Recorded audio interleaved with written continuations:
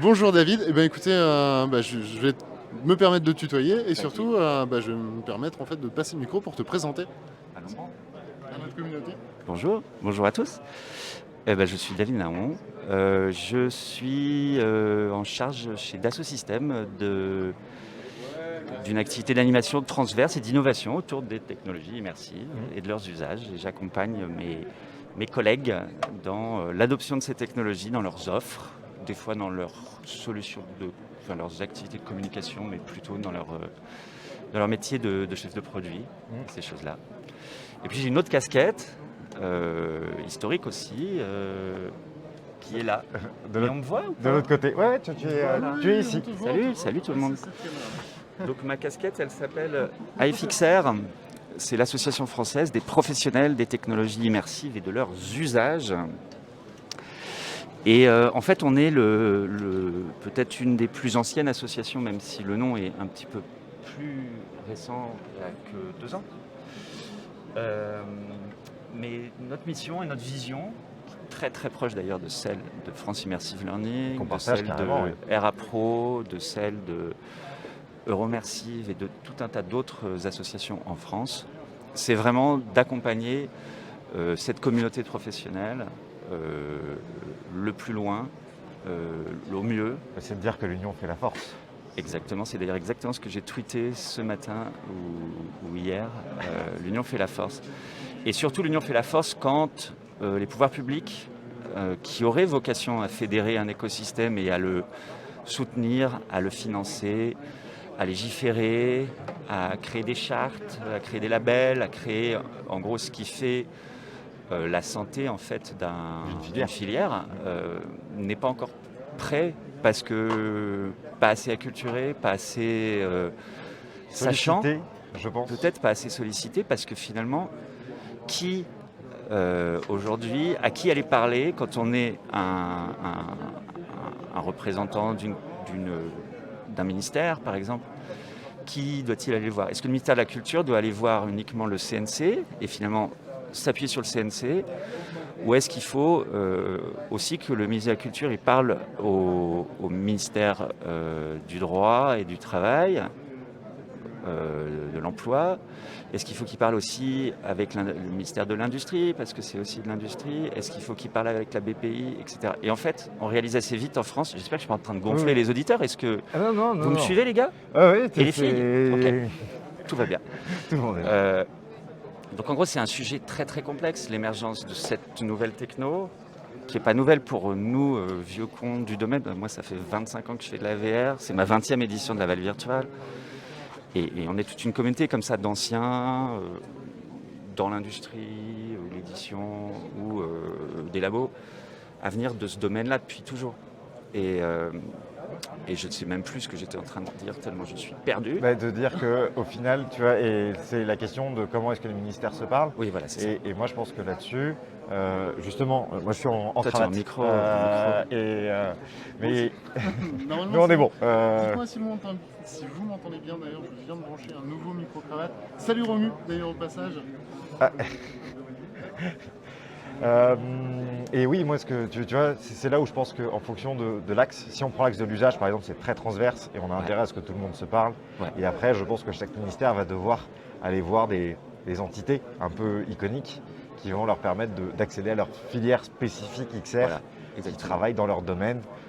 Si on parle de l'industrie, on peut parler de Inetum, on peut parler de Skyrail, on peut parler de ICIDO, qui vont... Ou de Dassault Systèmes, tiens, parce que j'ai quand même un employeur principal qui s'appelle Dassault Systèmes et le 3D Experience Lab et qui me laisse cette latitude aussi d'aller grenouiller dans l'écosystème pour y ramener en fait du savoir et le rediffuser en interne. Donc toi, là, sur le salon, tu es venu en veille techno, du coup? Ouais, là, cette année, je crois que c'est ma 20e édition, je l'ai dit. J'ai pas de stand en tant que Dassault Systèmes ou 3D Experience Lab, parce que c'était un peu compliqué aussi à cause du Covid, parce que on a mis nos billes dans certaines actions et pas d'autres, de convaincre le marketing en fait de se déplacer sur un salon qui allait a priori pas avoir une ampleur cosmique, quoi. Pas l'ampleur qu'on lui connaît en tout cas. Voilà. Donc du coup voilà, je suis là plutôt en tant qu'individu et puis voilà, en tant que, je veux dire, porte-parole de cet écosystème, et à construire à la fois la fédération de toutes ces associations et de toutes ces initiatives de regroupement et de construction autour de ces valeurs clés, et puis en tant que veille tout court, quoi. Et quel plaisir de se retrouver en vrai. Il y a des gens avec qui on bosse depuis 1 an et demi. Je l'ai jamais vus de ma vie en vrai, quoi. Et tout à coup, tu sens leur odeur et tu dis putain, c'est vrai, c'est des vrais humains, quoi. Enfin, c'est exactement la remarque qu'on s'est fait sur la Web TV, parce qu'on a lancé le projet en fin d'année dernière, en plein confinement. Ça fait 8 mois qu'on travaille ensemble, un peu plus maintenant, et on s'est jamais vu à part sur des vignettes Twitch ou Discord ou. Et c'est terrible, hein. C'est terrible. Je suis tout à fait d'accord. Tu veux que les gens te voient, la caméra est là. Bon, c'est sympa en tout cas. ETR, en fait, en vrai, les gars, j'ai découvert. Parce que maintenant, il y a un gros enjeu qui est l'infobésité. Et alors, surtout en temps de confinement, elle devient infobésité digitale, ce qui veut dire qu'en fait, tu peux passer du matin au soir à regarder des vidéos, écouter des podcasts, lire des articles. Tu peux te gaver de contenu et d'informations, ce qui est un vrai challenge. Donc, c'est vrai que j'ai jamais pris de temps, mea culpa, de regarder vraiment ce que fait ETR. Et du coup, avant-hier, j'ai regardé toute une vidéo assez longue sur le Vive Focus 3 et puis d'ailleurs sur le Pico Neo. De Nick. Et Nick, franchement, bravo Nick. Je ne sais pas s'il est là ou s'il m'entend. Eh bien, muy bien Nick. Muy bien. Franchement, super boulot, précis, efficace. En plus, stylé, le labo, l'espace virtuel, il a mis sa blouse et tout. Enfin, le storytelling est magnifique.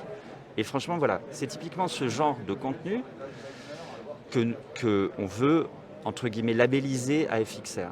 C'est-à-dire que dans la communauté française, il y a en gros des gens qui ont compris que c'est une technologie qui est éminemment puissante, mais éminemment complexe, et que du coup, on ne peut pas faire n'importe quoi. Mais alors toi ça te paraît évident, Louis aussi ça te paraît évident, moi ça me paraît évident, mais malheureusement il y a des gens qui débarquent, qui s'achètent un Quest, qui téléchargent Unity, et puis sous prétexte que c'est déjà une agence digitale qui fait du contenu 3D, va se déclarer prestataire de contenu immersif, quoi. Mais ça c'est un tout petit parti de l'équation. L'expérience vécue par un utilisateur, elle va bien au-delà de ça. Il y a le moment avant, il y a le moment pendant, il y a le moment après. Il y a l'hygiène, que vous connaissez bien ici, il y a la sécurité, il y a tout un tas de facteurs cognitifs qui entrent en ligne de compte. Alors là, vous allez me dire, c'est qui ce vieux con qui nous fait la morale? Et je vais prendre un petit exemple, je ne sais pas s'il est connu, je vais vous parler de Mel Slater. Bon, Mel Slater dans la communauté des sachants, entre guillemets, très connu. Mais peut-être pas dans la communauté des gamers. Donc Mel Slater, c'est un chercheur qui est à Barcelone, qui est anglais à l'origine, et qui a énormément théorisé sur le sentiment de présence. Et en particulier, c'est le premier à avoir écrit des articles relativement clean, on va dire, sur ce sentiment de présence et en quoi il se décompose d'ailleurs entre ce qu'il appelle la place illusion et la plausibility illusion, qui sont en gros la place illusion, plutôt la dimension sensorimotrice, qui toucherait plutôt la partie animale en nous, et la plausibility illusion, c'est plutôt un truc cortical. C'est le set de règles qui ne bouge pas. Voilà, set de règles qui ne bougent pas, parce qu'en fait, ils adoptent certaines logiques et constantes et qui nous permettent de continuer de croire.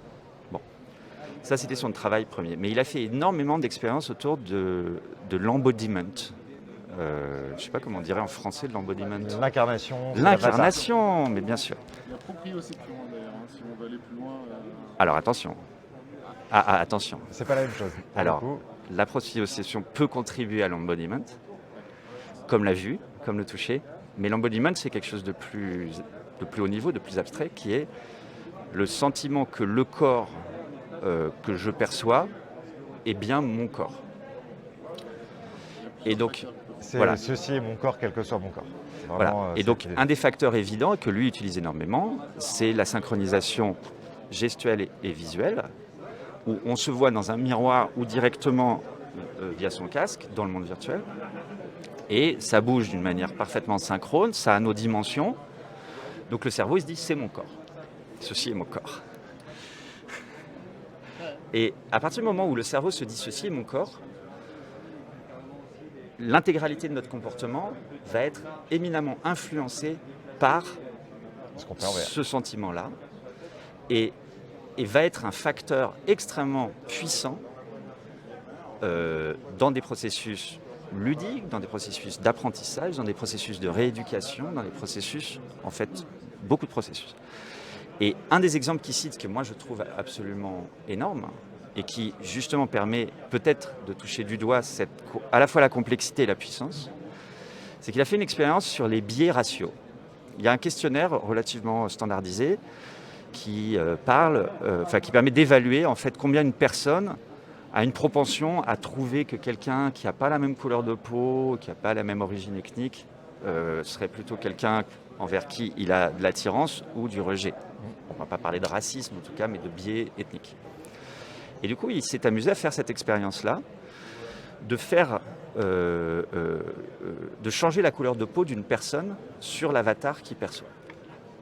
Enfin, sur son avatar, au lieu de se voir, alors on va dire moi caucasien, je me vois black. Et il va me demander de jouer du djembé.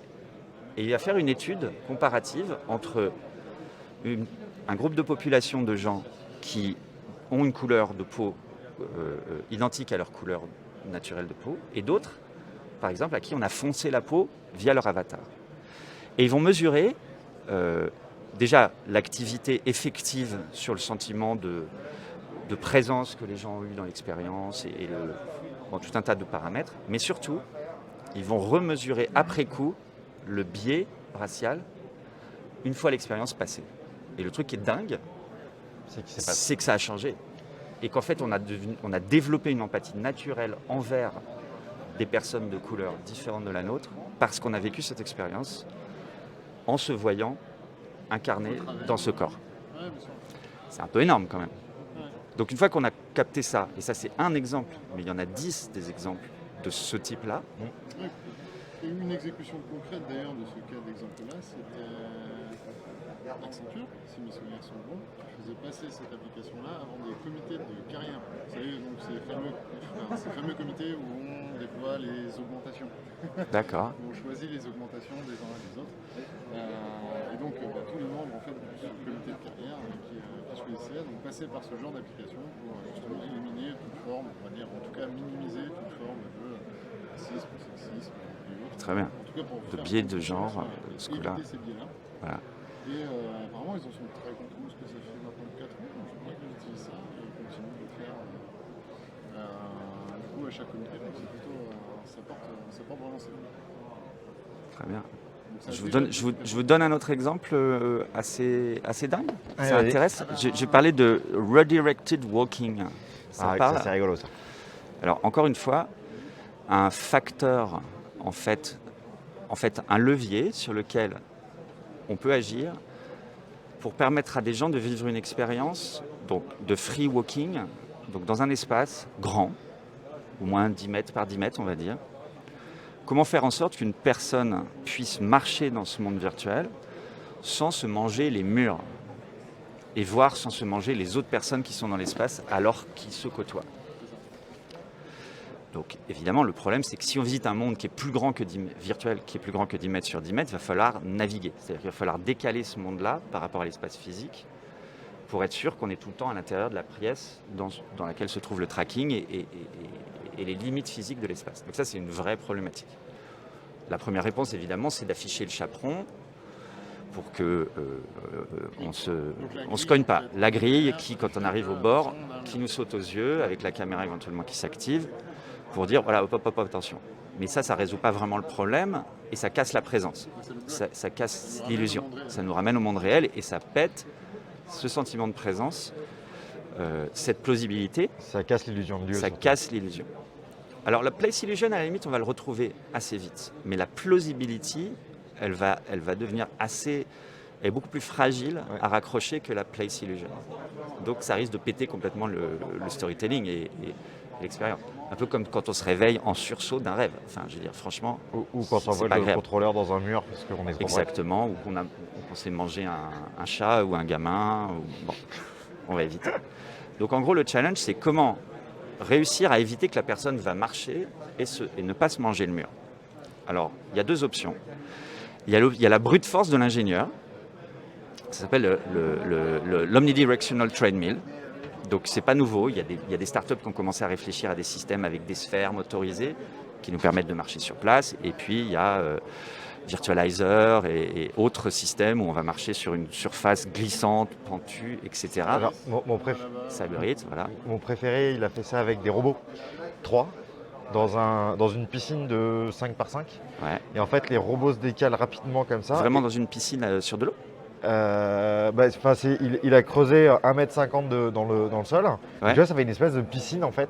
D'accord. Et tu as tes 3 robots qui sont dedans, qui se déplacent un peu à partout. Et surtout, il les a mis sur vérin. Ce qui fait Donc qu'il est capable. On peut monter etc. les marches. Contrairement au treadmill Donc classique. ça, c'est une magnifique approche d'ingénieur. C'est bourrin.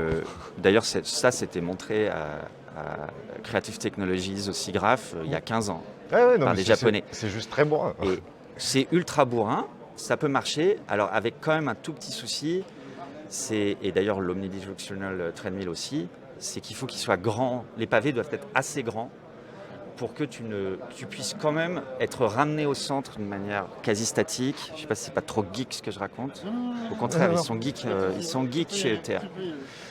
Mais en gros, l'idée, c'est tu marches et puis le truc te ramène au centre et tu sens jamais cette force-là. Elle doit être quasi statique, elle doit être très. Donc c'est quand même pas évident. Et en gros, si le tapis roulant lui-même, il fait pas 5 mètres par 5, ça va être compliqué. Et faire le tapis roulant de 5 mètres par 5, c'est compliqué techniquement. Et avant de passer à des espèces de billes comme ça, qui ont suffisamment de force pour te ramener, le système en question, c'était des bandes qui tournent comme ça et qui elles-mêmes sont sur un autre axe. Et moi, j'en ai visité un à l'université, je ne sais plus laquelle, aux US, là où il y a le très grand cave. Bon, bref. Ce machin, ça fait un bruit de taré, ça pèse 3 tonnes. C'est vraiment une énorme usine à gaz. Donc ça, c'était l'approche de l'ingénieur. Et alors, ça se scale évidemment pas en B2C, mais même pas en B2B2C. Quoi. Enfin, je veux dire, tu ne vas pas mettre ça dans un parc à thème, tu ne vas pas mettre ça dans un centre de formation, rien. Et puis surtout, à l'heure actuelle, il n'y a aucun système, en tout cas à ma connaissance, en plus. je ne les ai pas tous testés, mais qui sont vraiment imperfectibles. Mais oui, voilà. Il y a absolument des défauts de partout. Exactement. Et pourquoi, en fait, c'est le défi que se lancent ces ingénieurs-là, parce que je ne peux pas les qualifier de designers ou de concepteurs d'expérience. J'ai un énorme mépris pour les ingénieurs. Je suis ingénieur, de formation. C'est qu'ils oublient que, d'abord, il y a d'autres leviers. Et reproduire, en fait, stricto sensu, la sensorialité et la modalité de la réalité n'est pas forcément la bonne réponse en réalité virtuelle. Donc, 2 exemples. Cet exemple-là de free walking infini. Et je vous donnerai éventuellement un autre exemple après sur de l'haptique et de la substitution sensorielle. Ouais. Mais en tout cas, sur le free walking, c'est quoi la ruse? C'est à l'intérieur du contenu de faire en sorte de dissocier le lien entre la rotation physique de la tête et la rotation dans l'espace virtuel de la tête. Donc en gros, pendant les phases où je tourne la tête, on va en fait me tricher, me faire tourner ma tête virtuelle un peu plus ou un peu moins de la vraie rotation. Et ça, en fait, ils ont fait pas mal d'études. On sait que personne n'est capable de se rendre compte de la triche si l'angle est inférieur en gros à 10%. Il y a une certaine... voilà. Ça reste petit, mais sauf qu'il y a beaucoup d'occasions de le faire parce qu'on tourne quand même beaucoup la tête en théorie. Surtout quand les champs de vision n'est pas gigantesque des casques. Et donc du coup, en gros, ils avaient fait une étude où si le but du jeu c'était de faire marcher la personne donc comme ça en zigzag, et ben en fait la personne dans l'espace physique, elle fait ça. Donc à chaque petite rotation, on va tourner plus ou moins et les gens, à partir du moment où on les a convaincus aussi qu'ils sont dans un espace infini, qu'ils ne vont pas se manger un mur, qu'il y a bien la sécurité qui va avec, voilà, et qui sont bien mis dans une situation de confiance d'un point de vue sensoriel-moteur, la base de la pyramide de Maslow, et ben ils vont se prêter au jeu et vraiment complètement céder leur vigilance et déléguer la vigilance complètement au système dans lequel ils sont. Mais tu sais qu'il y a une expérience comme ça sur le Redirected Walking qui est très intéressant, où ils ont fait une sphère en demi-lune.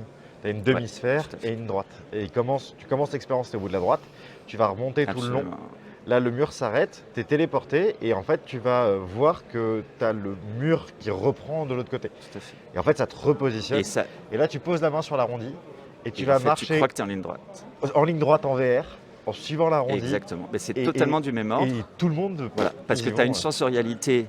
En fait, la fusion que tu fais entre ton toucher et ta vue, en fait, tu exploites la faille du cerveau et qui te fait croire que normalement, les surfaces que tu touches et que tu vois, elles sont concordantes. Et donc, tu vas croire que tu touches une surface plane, mais en fait, tu vas tourner en rond. C'est exactement du même ordre.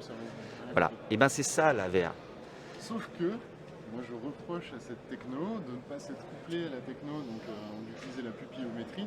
Encore, j'ai pas vu de solution, moi, pluguée, en fait. On a effectivement l'écart type, en fait, entre mon tournement de tête et celui qu'on va nous donner dans le réel, qui fonctionne bien.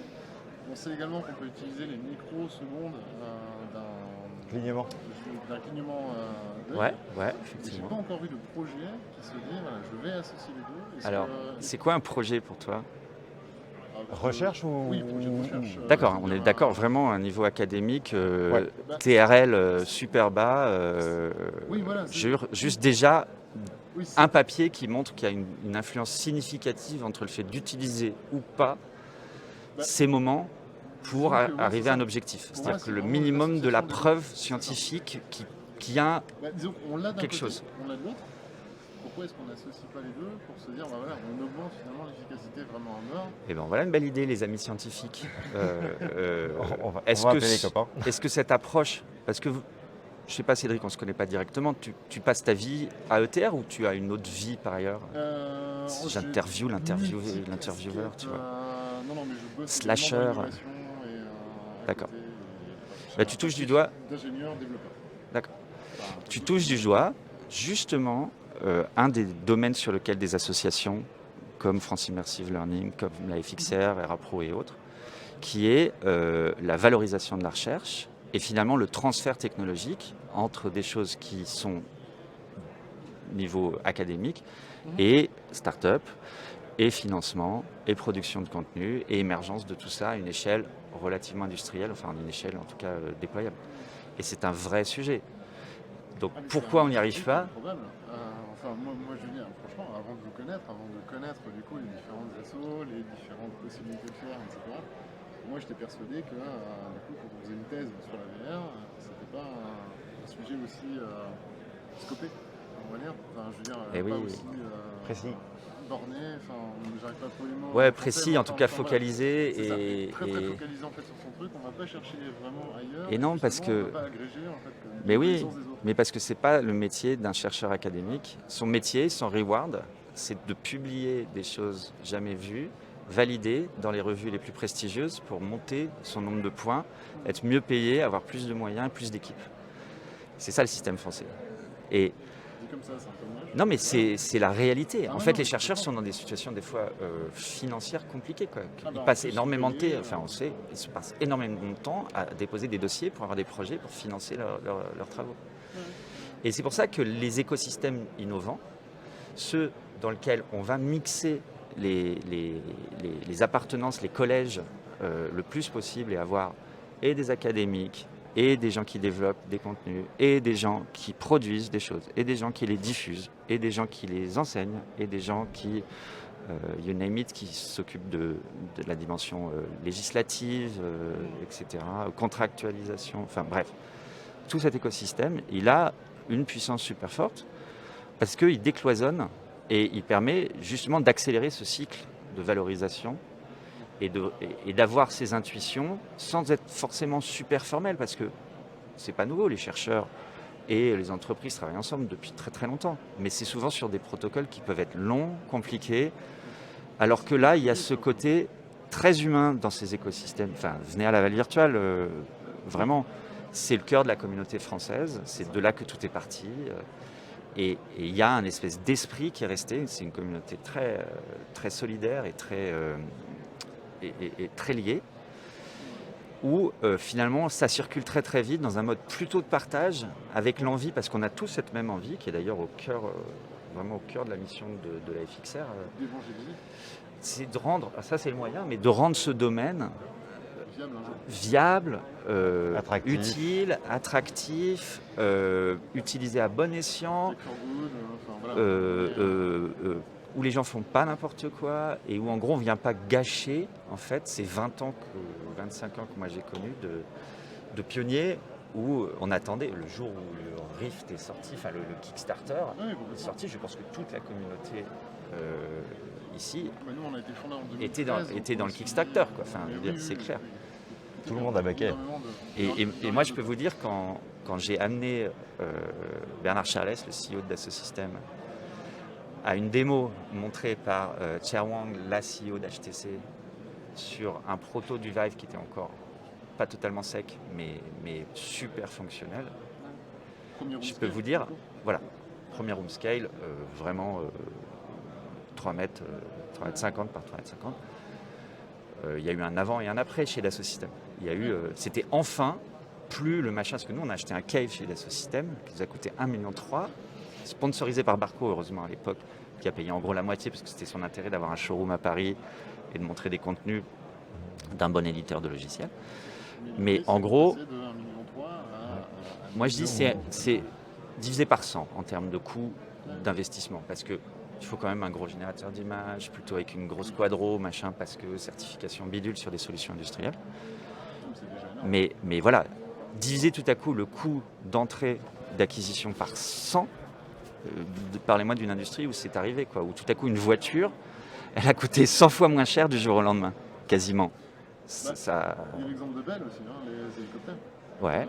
Bell aux US, qui du coup sont passés de 6 ans de production à un nouvel appareil à 6 mois pour le premier prototype, parce que du coup ils ont tout fait du coup en VR, plutôt que de construire des bouts, et ça leur a coûté, j'ai plus les chiffres en tête. D'accord, mais t'es pas sur un enfin bon. Une révolution technique. C'est une révolution sur le coût d'accès. Je comprends que la VR ait permis à tout un tas d'industriels, et c'est tous nos clients, on les connaît bien, de finalement d'éviter tout prototype physique, ou en tout cas d'en faire peut-être qu'un, et d'accélérer énormément le cycle de vie du produit, de la conception jusqu'à son déploiement et sa maintenance. Bon, on connaît tout ça. Mais là, voilà, tout à coup, ce domaine, ces technos devenaient accessibles, et donc des éditeurs de solutions pouvaient espérer vendre quelque chose où le coût, à l'époque de Virtools, des solutions que moi j'animais, notre business model, c'était si on arrive à gagner 10%, entre 10 et 20% du prix d'achat du cave, du grand système, eh ben on pouvait s'estimer heureux. C'est-à-dire qu'on avait regardé les ventes, les meilleures ventes qu'on faisait, les ventes où c'était le plus dur, entre 10 et 20%, ça voulait dire qu'on avait atteint notre objectif. Voilà, donc entre 10 et 20% d'un casque, enfin de maintenant, allez, 2000 € d'investissement, il n'y avait pas de quoi vivre. Mais 10 et 20% d'un truc à 20 millions, à 1 million ou 1,5 million ou 2, c'était pas mal, avec un gros cluster derrière et tout. Donc voilà, on a complètement. Donc maintenant, c'est un business model dans lequel nous, on parie sur le fait que le bureau d'études, l'équipe marketing, l'équipe formation, l'équipe maintenance, l'équipe surtout fabrication, va off the shelf pouvoir plugger un casque en plus des outils qu'ils ont tous déjà, et finalement dégainer le casque quand il y a besoin, de partager avec quelqu'un qui est pas technique et qui veut faire l'expérience de ce qu'on est en train de concevoir, quelqu'un qui a besoin d'être formé, qui est technique sur son domaine mais pas sur la 3D à nouveau, etc. Et donc c'est une vraie révolution. Je peux continuer jusqu'à ce soir à minuit si vous voulez, j'ai aucun problème. Donc vous allez peut-être me virer. Je vous poser une question. J'en profite. Vous êtes tous les deux. France Massive Learning, AFSL. Moi je suis issu à la base, ma plus grande seniorité dans le domaine du développement, c'est le web. Ouais. Le web, en gros, il fut 15 ans avant qu'on commence à avoir réellement des RGPD qui viennent se mettre en place. On sait ce que ça donne, on sait que c'est pas vraiment suivi, on fait le mieux. Des bisous à la CNIL. Mon seul collègue qui est Ah bah tiens, on va s'en parler de la CNIL. C'est très compliqué. votre avis, l'AR, la VR, les techno immersives, d'un point de vue général, est-ce qu'il ne faut pas... Enfin, c'est quoi? C'est une pichenette qu'il faut mettre? C'est un coup de pied? Il faut rentrer à coup de bulldozer pour être certain qu'on va imposer un cadre, en fait, dans les techno immersives? Que ce soit en termes de data, que ce soit en termes de compréhension, que ce soit en termes de tech for good aussi, hein, parce qu'on voit beaucoup d'applications qui font finalement plus de mal qu'autre chose. Ouais. Mais t'as pas dit auprès de qui alors? Moi j'ai envie de te dire que c'est les trois et ça dépend de à qui tu t'adresses. Mais voilà, c'est ça. T'as pas dit à qui on donne ce coup de coude, de pied ou de boule? La petite pichenette par exemple, ça va bien marcher sur les organisations comme AFXR France Machine Learning pour se mettre en rang de bataille ensemble sur un sujet spécifique. Si on décide qu'on attaque la data, ok, on se parle, on se met en route, on attaque la data et on essaie de sortir des cadres. C'est forcément la CNIL qui va devoir se mettre... Et figurez-vous... Cela, on va réussir à les avoir. Mais, un scoop, l'AFXR est en contact avec la CNIL. Au sein de l'AFXR, il y a un super cabinet d'avocats, enfin le représentant des professionnels de prestations intellectuelles. Donc c'est un cabinet d'avocats. Je ne vais pas faire la pub, je ne suis pas là pour ça, mais en tout cas, leur taf... entre autres, c'est d'accompagner beaucoup de leurs clients qui sont des clients dans le monde de la XR, à la fois sur la dimension data et protection RGPD et compagnie, et aussi sur la dimension droit d'auteur, rétribution, etc. des auteurs. Parce que mais ça, dans le monde du web, il y a 15 ans, on avait ces organismes, ces avocats spécialisés, etc. Mais on n'avait aucun règlement. Ben voilà. Et ils se sont donnés comme mission au sein de la FXR, justement, de faire avancer ce schmilblick-là, en tout cas d'un point de vue... Exactement, exactement, très précisément. Et donc on commence à avoir des réponses de la CNIL et donc un début de construction d'un groupe de travail multipartite, donc l'instance en charge gouvernementale ou nationale et l'instance, on va dire, associative et de fédération. Et c'est bien au cœur de notre mission, à toutes les associations qui partagent nos valeurs là, hein, de poser ce cadre. En fait, de devancer et d'accompagner le service public avant que ça devienne urgent de réparer les conneries. Et que sorte surtout là l'appel et que du coup on ne discute plus avec personne. Et c'est de la circulaire qui tombe et c'est bam, bam, bam, bam. Et à ce moment-là, on est obligé de se conformer. Alors que si on y réfléchit ensemble avant, exactement. En fait, on les pousse. Et après, juste, on n'a rien inventé. Hein. Tout le monde fait ça partout. On arrive avec les propositions. Dans tous les domaines émergents, effectivement, il faut qu'il y ait... émergent, pas émergent. Oui, mais quand c'est émergent, il y a un vide juridique. Oui. Et donc, c'est pour ça qu'il faut le remplir avec quelque chose de construit et d'intelligent.